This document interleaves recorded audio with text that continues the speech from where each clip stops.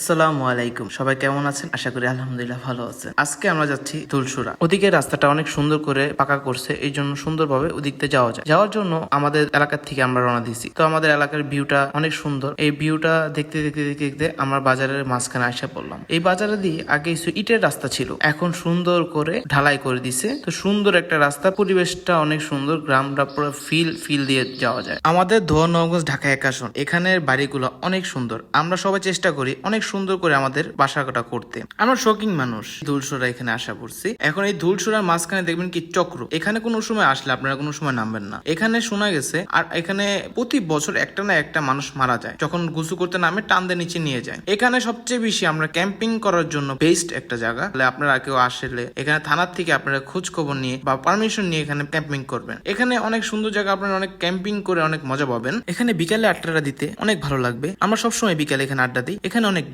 বাতাসের মতো আপনারা সবসময় ভিউটা দেখতে পারবেন। এখানে মাঝে মধ্যে শিশু উঠে বসে। শিশুটা মানে হলো তিমি মাছের মতো, এখানে চক্রের মতো থাকে, এখানে মাছ বেশি থাকে, এই জন্য শিশুটা দেখা যায়। আশা করি আপনারা ভিডিও দেখে ভালো লাগছে। আমার ফলো, লাইক, কমেন্ট করে দেন। আমার জন্য দোয়া করবেন। আসসালামু আলাইকুম।